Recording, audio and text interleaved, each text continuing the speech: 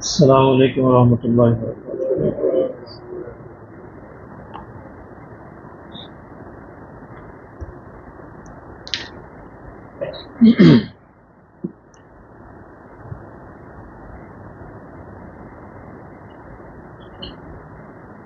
الحمد للہ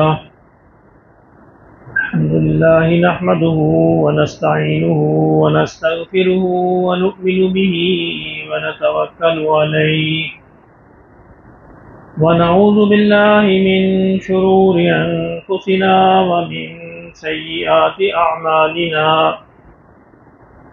من يهده الله فلا مضل له ومن يضلله فلا هادي له ونشهد أن لا إله إلا الله وحده لا شريك له ونشهد أن سيدنا ومولانا محمدا عبده ورسوله أما بعد فأعوذ بالله من الشيطان الرجيم بسم الله الرحمن الرحيم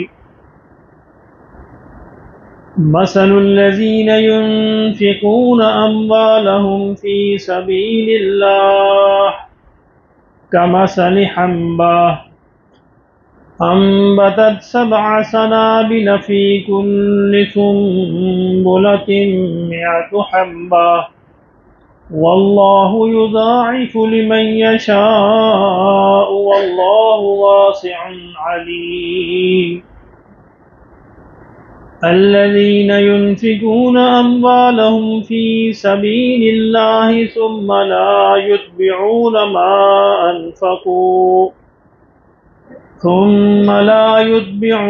ما أنفقوا منا ولا أذى لهم أجرهم عند ربهم ولا خوف عليهم ولا هم يحزنون قول معروف ومغفرة خير من صدقة يتبعها أذى والله غني حليم صدق الله مولانا العظيم۔ حضرات محترم، پچھلے جمعے ہم نے دیکھا کہ ہمارے معاشرے میں بہت سے ایسے تصورات رائج ہیں جن کو ہم دین سمجھتے ہیں، ثواب سمجھتے ہیں، جبکہ ان سے دین سے کوئی تعلق نہیں، ثواب سے، اجر سے کوئی تعلق نہیں۔ کچھ ایسے تصورات ہیں جو ہمارے خود من گھڑت تصورات ہیں، جن کے بارے میں نہ کوئی حدیث ہے نہ قرآن کی کوئی آیت ہے۔ انہی کے بارے میں ہم نے دیکھا کہ جو منحوس سمجھنے کی تصورات، کچھ دنوں کو، کچھ ہفتوں کو، کچھ مہینوں کو ہم نحس سمجھتے ہیں، منحوس سمجھتے ہیں، اس کا دین سے کوئی تعلق نہیں۔ سارے کے سارے دن اللہ نے برابر بنائے ہیں، سوائے ان دنوں کو جن کو فضیلت دی ہے۔ فضیلت کے علاوہ باقی کوئی دن کمتر نہیں ہے، سارے اللہ کے بنائے ہوئے دن ہیں، اللہ کی بنائی ہوئی راتیں ہیں، ان میں کوئی بھی نحس نہیں ہے، کوئی بھی منحوس نہیں ہے، سب برابر ہیں سوائے ان کے جن کو اللہ نے فضیلت دی۔ آج ہم دیکھتے ہیں کہ اسی طرح کا ایک اور تصور ہمارے معاشرے میں پایا جاتا ہے، وہ صدقے کا تصور ہے۔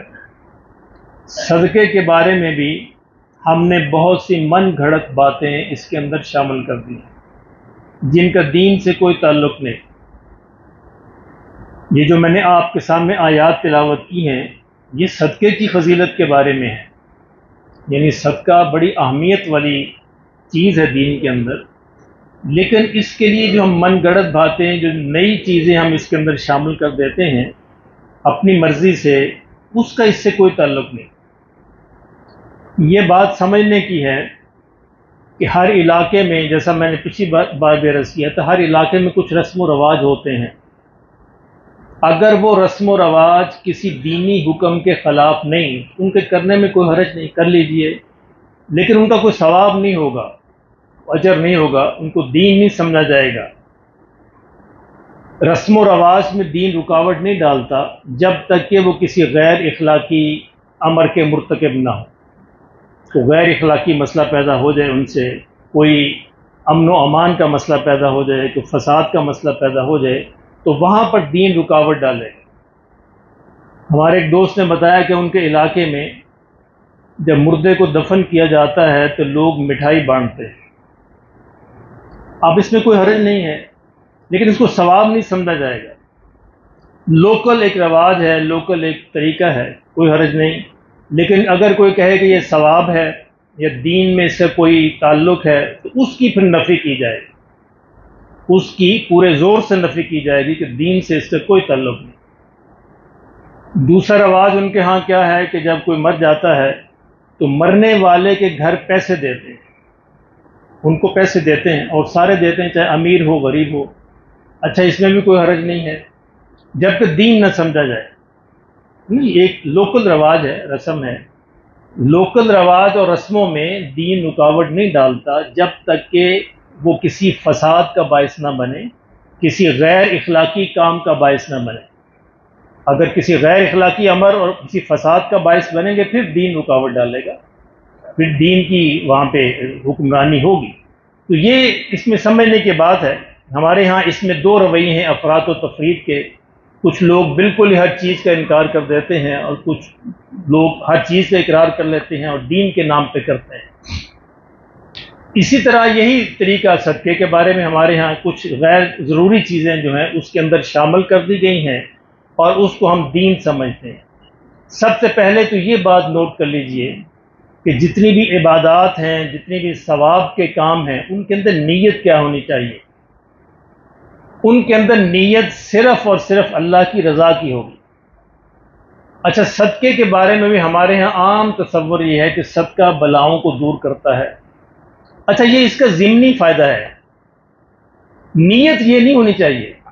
نیت آخرت کی اور اللہ کی رضا کی ہونی چاہیے۔ اس بات کو سمجھیے۔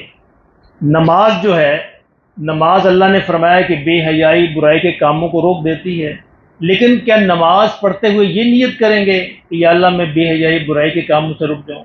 حالانکہ قرآن کی آیت ہے، نہیں، نماز پڑھتے ہوئے نیت اللہ کی رضا کی کریں کہ یا اللہ تیرے لیے پڑھ رہا ہوں، آخرت کے ثواب کی، اجر کی، جنت کی نیت کریں گے۔ دنیا کے باقی جو امور ہیں وہ خود بخود اس کو مل جائیں گے، جو ضمنی کام ہیں وہ خود بخود مل جانے ہوتے ہیں۔ صدقے کے بارے میں بھی ہمارے ہاں عام طور پر لوگ دنیاوی چیزوں کی تکلیفوں کے دور ہونے کا تصور کرتے ہیں، یہ نیت غلط ہے۔ نیت یہی ہو کہ یا اللہ تیری رضا مجھے مل جائے، جنت میں مجھے اجر مل جائے۔ حضور نے فرمایا صلی اللہ علیہ وسلم کہ قیامت میں ہر شخص اپنے صدقے کے سائے میں ہوگا، جتنا بڑا صدقہ کیا ہوگا اتنا ہی بڑا اللہ اس کو سایہ نصیب فرمائیں گے، جس دن اللہ کی عرش کے سوا کوئی سایہ نہیں ہوگا۔ تو نیت آخرت کی اور نیت اللہ کی رضا کی ہو۔ اچھا، باقی جتنے اس کے فوائد ہیں وہ انشاءاللہ خود بخود ملیں گے، انہیں کوئی روک نہیں سکتا۔ جس طرح حضور نے فرمایا صلی اللہ علیہ وسلم، ایک صحابی سے پوچھا کہ آپ نے اپنے گھر کے اندر یہ کھڑکی کیوں رکھی ہے؟ انہوں نے عرض کیا کہ یا رسول اللہ صلی اللہ علیہ وسلم، اس لیے کہ ہوا آئے گی اس میں سے۔ تو آقا نے فرمایا صلی اللہ علیہ وسلم، اگر تم یہ نیت کر لیتے کہ اس میں سے اذان کی آواز آئے تو جب تک رہتی ثواب ملتا رہتا، ہوا تو آنی ہے، ہوا کو تو کوئی روک نہیں سکتا۔ یہ فرق پڑتا ہے نیت سے، یعنی جو ضمنی چیزیں ہوتی ہیں، ثانوی جو امور ہوتے ہیں وہ تو حاصل ہونے ہی ہوتے ہیں، ان کو کوئی روک نہیں سکتا۔ صدقے کے جو دنیاوی فوائد ہیں وہ تو انشاءاللہ مل کے رہیں گے، لیکن صدقہ کرتے ہوئے نیت صرف اللہ کی رضا کی کریں، آخرت کی کریں، جہنم کی آگ سے بچنے کی کریں، تو پھر اللہ انشاءاللہ جو دنیاوی امور ہیں، دنیاوی فوائد ہیں، وہ تو انشاءاللہ خود بخود مل جائیں گے۔ صدقے میں ہمارے ہاں جو غلط جو چیزیں رواج پا گئی ہیں وہ کیا ہے کہ چیلوں کو گوشت ڈال دیا جائے، اس کا دین سے کوئی تعلق نہیں ہے، یہ پولوشن پھیلانے والی بات ہے۔ ہمارے معاشرے میں جو پولوشن پھیلنے کے ذریعے ہیں ان میں اب ایک ذریعہ یہ بھی بن گیا ہے۔ اب دیکھیں آج سے 20 30 40 سال پہلے یہ رواج نہیں تھا، ہم لوگوں نے اپنی آنکھوں سے لاہور کے اندر اس رواج کو پھیلتے ہوئے دیکھا، تو یہ دین میں اس سے کوئی تصور نہیں ہے۔ دیکھیے پرندوں کو جو دانہ ڈالنا ہے، پرندوں کو کھانا کھلانا اچھا عمل ہے، لیکن پرندوں کا کھانا اللہ نے ہمارے ذمہ لگایا نہیں، اللہ نے انسانوں کا لگایا ہے۔ جو ہمارے ذمے نہیں ہے وہ ہم کرتے ہیں، اور جو ہمارے ذمے اس کو ہم اس سے دور بھاگتے ہیں۔ پرندوں کو اللہ انشاءاللہ پالے گا، روزی کا ذمہ دار وہ خود ہے، ڈال دیں بڑی اچھی بات ہے، اچھا نفل عمل ہے، ثواب ہے، لیکن یہ ہمارے ذمے نہیں ہے۔ سب سے پہلے ہم نے یہ دیکھنا ہے کہ ہماری ذمہ داری کیا ہے، ان کو سب سے پہلے ان کو پورا کرنا ہے، اور ذمہ داری تو چھوڑ دی جائے اور ذمہ داری کے علاوہ نوافل کام کرتے رہیں، تو یہ شریعت کو مطلوب نہیں ہے، دین کو یہ مطلوب نہیں ہے۔ دین میں سب سے پہلے فرائض ہیں، پھر سنن ہیں، پھر نوافل۔ یہ ترتیب جو ہے، یہ ترتیب اسی طرح قائم رہے۔ تو صدقے میں دوسرا ہمارا جو غلط رویہ ہے وہ یہ ہے جی بس ایک کالا بکرا دیا جائے یا کالا مرغا ذبح کیا جائے، اس کی کوئی حیثیت نہیں، یہ ہماری من گھڑت باتیں ہیں۔ کالا بکرا ہو، کالا مرغا ہو، یا چیلوں کو گوشت ڈالنا ہو، اس کا صدقے سے کوئی تعلق نہیں، یہ ہم نے خود بنائے ہیں، من گھڑت باتیں ہیں، اللہ کے نبی نے نہیں بتائیں، دین کے اندر ان کی کوئی حیثیت نہیں۔ اچھا اگر آپ یہ کہیں کہ یہ ہمارا رواج ہے، ٹھیک ہے کیجئے، مجھے کوئی اس کی پرواہ نہیں، کوئی عرض نہیں، لیکن اگر آپ کہیں کہ یہ صدقہ ہے، اللہ کے نبی نے بتایا ہے، تو پھر ہم اس کا انکار کریں، پھر ہم کہیں گے اس کی کوئی حیثیت نہیں، اس سے کوئی ثواب نہیں ہے، کوئی اجر نہیں ہے۔ اسی طرح سیری لے کر پھینک دی جاتی ہے، سیری لے کر پھینک دی جاتی ہے۔ اللہ کے بندوں وہ رزق ہے، ایک جانور ہے، ایک جان ہے، اب کیا کتنا برا عمل آپ کر رہے ہیں، یہ تو عذاب کا باعث بنے گا، آپ نے اللہ کے رزق کو ضائع کیا۔ اگر کوئی شخص کھا سکتا ہے تو اس کو کھلائیے، اس کے ہاں پہنچائیے، اس کو راستے کے اندر پھینک دینا یہ ایک انتہائی بدتمیزی والا عمل ہے، اس پہ اللہ پوچھے گا کہ میرا جو رزق ہے وہ تم نے ان کی توہین کی۔ اسی طرح صدقے کے بارے میں عام طور پر یہ سارے تصورات، اس کی کوئی حیثیت نہیں۔ صدقے کے بارے میں جان لیجئے کہ صدقہ یہ ہے کسی ضرورت مند کی ضرورت کو پورا کرنا۔ اب اس کی جو ضرورت ہے وہ اصل صدقہ ہوگا، اگر اس کی ضرورت میڈیسن ہے تو میڈیسن اصل صدقہ ہوگا، اس کی ضرورت کتابیں ہیں تو کتابیں اصل صدقہ ہوگا، اس کی ضرورت کپڑے ہیں تو کپڑے اصل صدقہ ہوگا، اس کی ضرورت کھانا ہے تو کھانا اصل صدقہ ہوگا۔ آپ جو ہے کئی مدارس ہم نے ایسے دیکھیں کہ وہاں پہ بکروں کی لائنیں لگی ہوتی ہیں، اب ان کی بکروں کی ضرورت ہی نہیں ہے ان کو، وہ بیچارے کہتے ہیں تنگ آ گئے گوشت کھا کھا کے۔ ہو سکتا ہے طالب علموں کو کپڑوں کی ضرورت ہو سکتا ہے ان کو کتابوں کی ضرورت ہو، تو جس ضرورت مند کی جو ضرورت ہے اس کو پورا کرنا یہ اصل صدقہ ہے۔ یہ دیکھیے اس سے گھر میں کیا ضرورت ہے، آٹے کی ضرورت ہے، کپڑے کی ہے، کتابوں کی ہے، میڈیسن کی ہے، کس چیز کی ضرورت ہے، اور چونکہ پیسے جو ہیں، کیش جو ہے، ساری ضرورتیں اس سے پوری ہوتی ہیں، اس کی سب سے بہترین صدقہ آج کے دور میں یہ ہے۔ اس بات کو سمجھیے، یہ سیریاں پھینکنا اور چیلوں کے گوشت پھینکنا اور کبوں کو کھانا کھلانا اور یہ جو ہے کالے بکرے، یہ صدقے نہیں ہیں۔ اصل صدقہ کیش کسی کو دینا ہے تاکہ اس کی جو بھی ضرورت ہے وہ بیچارہ پوری کر لے۔ اب وہ آپ کو بتائے گا تو نہیں کہ میری اصل ضرورت کیا ہے، پوچھنا نہیں چاہیے، شرم کے باعث ہے، اس کی عزت رکھنی چاہیے، لیکن چونکہ کیش سے اس کی ساری ضرورتیں پوری ہو سکتی ہیں تو وہ اس کو اس طرح مدد کیجیے تاکہ وہ اپنی ساری ضرورتیں پوری کر لے۔ اور یہ پھر اللہ اس پہ اجر کیا دیتا ہے، میں نے کہا نا اس کی نیت اجر کی کرنی ہے۔ ذرا یہ آیتیں سنیے، بڑی خوبصورت آیتیں۔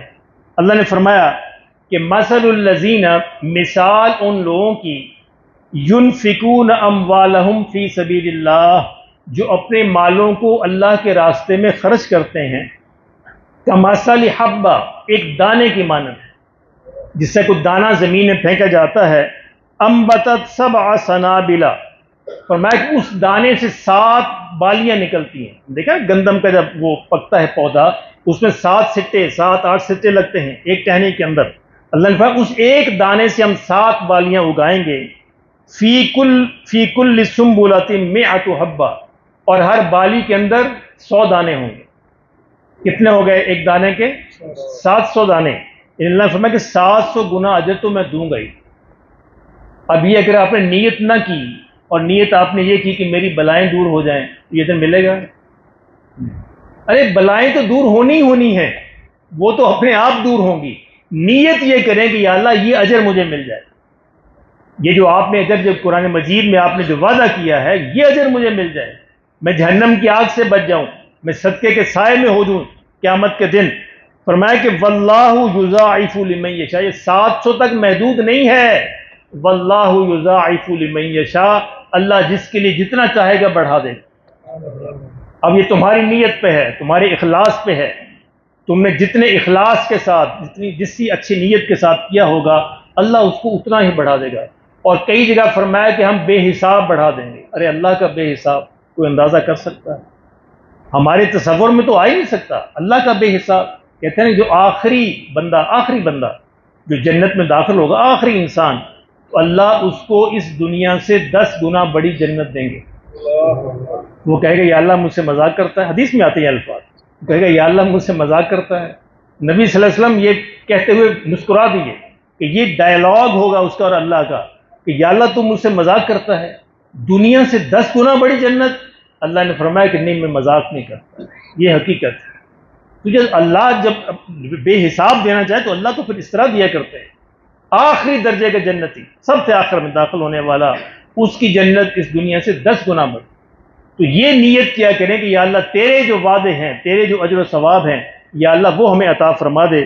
تو اللہ نے فرمایا اگر میں چاہوں تو پھر میں جتنا چاہوں اس کو بڑھا دوں، اور چاہوں تو بغیر حساب کے بڑھا دوں. لیکن اگر ہم نے یہ نیت ہی نہ کی ہوئی تو پھر نہیں ہوگا، پھر ہم اس سے محروم رہیں گے.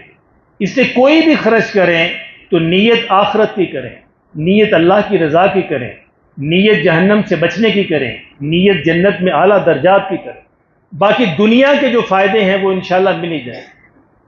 تو میں یہ عرض کر رہا تھا صدقہ حضور نے فرمایا، حضور نے بالکل اس کے بالمقابل چیزیں بتائی ہیں.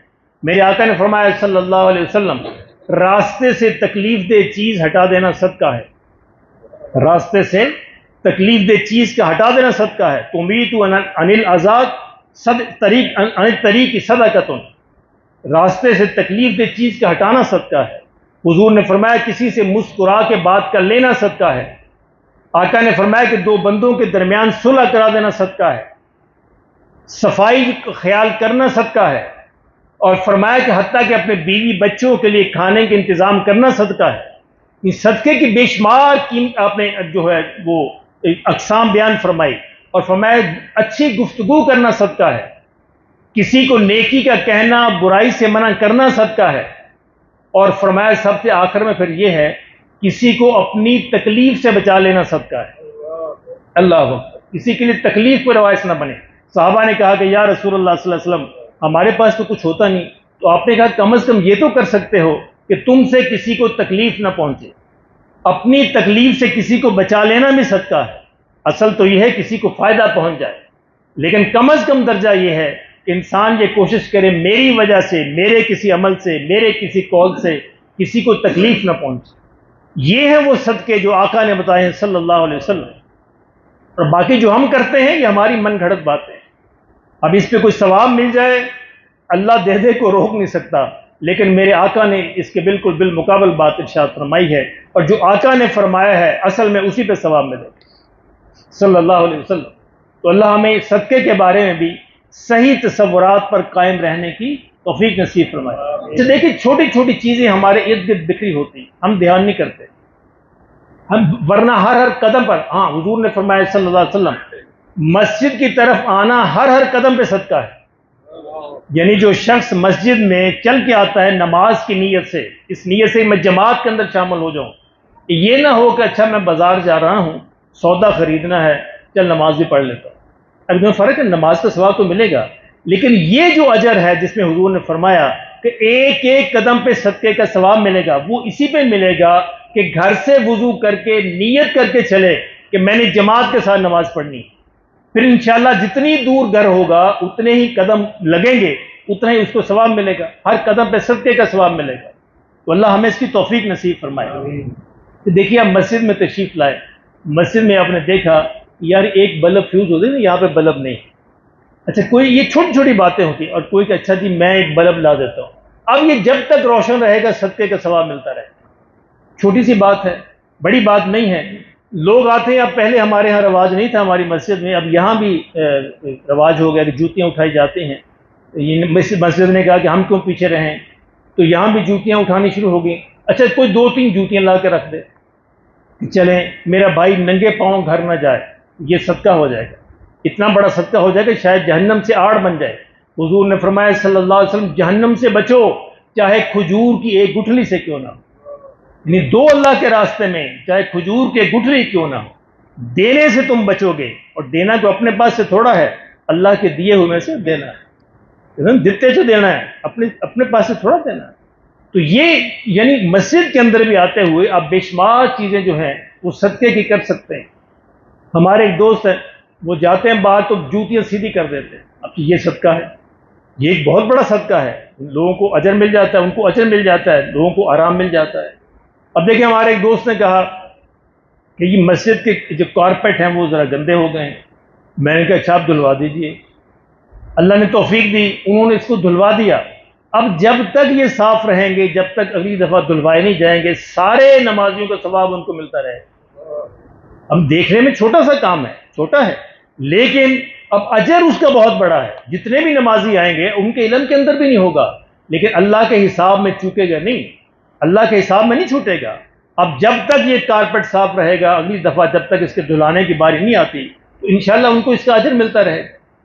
اب دیکھیں یہاں پہ یہ لگے ہوئے ہیں، اے سی لگے ہوئے ہیں، کوئی شخص سے کہے کہ یار اس کا فلٹر میں صاف کروا دیتا ہوں، اب جب تک یہ اے سی ہوا دیتا رہے اس کو ثواب ملتا رہے گا۔ یہ میں چھوٹی چھوٹی باتیں بتا رہا ہوں، بڑی بڑی نہیں، اس پہ زیادہ اخراجات نہیں آتے۔ اچھا میں اس کا ایک فلٹر صاف کروا دیتا ہوں، اچھا اس کا نیا فلٹر دے دیتا ہوں، ایک نیا بلب لا دیتا ہوں، اچھا وہ لوگ وضو کرتے ہیں، چلے وہاں پہ ایک میں صابن لا کے رکھ دیتا ہوں، اچھا چلے صابن نہیں ہے تو صابن دانی ہے وہ گندی ہے، میں اس کو صاف کر دیتا ہوں۔ ایسا ہوتا ہے نا، اس کو دیکھ لے بندہ جا کے کہ وہ بڑی غلیظ ہے، میں ذرا اس کو صاف کر دیتا ہوں۔